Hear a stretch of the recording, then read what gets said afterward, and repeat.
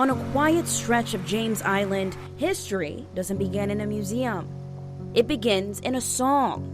We fall down, but we get up. We fall down, but we get up. A song passed down through generations about perseverance, faith, and staying rooted no matter what comes.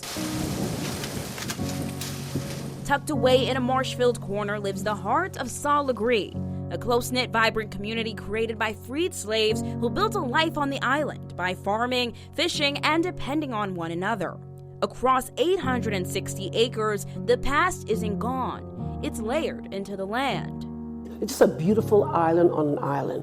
And the love is that we never have to really leave this island because we had everything. We had grocery stores, we had gas stations, we had Mosquito Beach in the summer. Everything, and most importantly, everyone they needed. Neighbors raised neighbors, stories raised generations, and memories were made in places residents now want protected forever. It's so important that the history of these entities be taught and preserved for the children so they can know. If you don't know where you've been, you're not going to know where you're going. One of the most popularized pieces of their history, Mosquito Beach. That was the pavilion that was over the water. One of 6 black beaches in the Low Country for the African American community at a time when others were off limits. But exclusion didn't stop the community. It created it. The black folks, they were resilient. They decided to carve out their own little beaches. It wasn't really a beach, but it was the water inlet. The beach was a piece of the island that saw black people from all across the Palmetto State, all looking for a space of belonging. This is my cousin. And they filled it with life. Dancing, food, fish, fried, everything you name it, it was down there. And that's where the birds and the bees kicked in. and also the mosquitoes. The beach was added to the National Register of Historic Places in 2019, becoming a treasured landmark honoring joy that existed even in difficult times. But the whole community was down here. Nearby black travelers were welcomed at the historic Pine Tree Hotel and the Skeetah Beach Lounge. And through grants and funding, the community has been restoring the sites, now set to open its doors once again. It's important to preserve it as much like it is, or it was, and revitalize it so that the businesses can become self-sustaining and go on and bring more people out here to learn more about the history. At the center of it all, the Seashore Farmers Lodge off Sol Legare Road.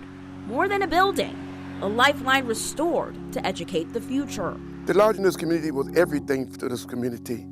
The lodge was the bank. The lodge was a movie theater, the church, Sunday school, and a place for activity, entertainment for the whole community just before Mosquito Beach came along. A form of communication. Now a museum full of relics, exhibits, and oral histories, the lodge stresses the importance of farming and agriculture for the coastal community. But it took the community stepping in to save it just in time. I got involved in 2005. This building was falling apart. It was crumbling. It was caving in on each other. It was just not going to survive. It was one hurricane away from demolishment. After years of preservation efforts, grants, donations, and community support, the lodge was restored and listed on the National Register of Historic Places in 2007, opening 4 years later to teach the next generation what this land has always represented: self-sufficiency, cooperation, and legacy. We want them to remember that people stood on shoulders of others to preserve this community for generations to come, so they will know their history. But the preservation work doesn't stop there. This one-story, 80-year-old building has its own story to tell. It's been an elementary school for black children during segregation, a vocational school, and a community daycare center. And now it is one step closer to being listed on the National Register. That would come certain protections, so it would come under our historic preservation ordinance. So any changes to that site would require review and approval by our Historic Preservation Commission. The application for the community center is currently with the state's Historic Preservation Office for their approval and faces federal review next. If approved, it would move the community one step closer to creating a historic district, protecting not just land, but identity. We fall down, but we get up. And when you remember that song, we get up. You get up and you brush yourself off, no matter what. You brush yourself off. And you keep the faith.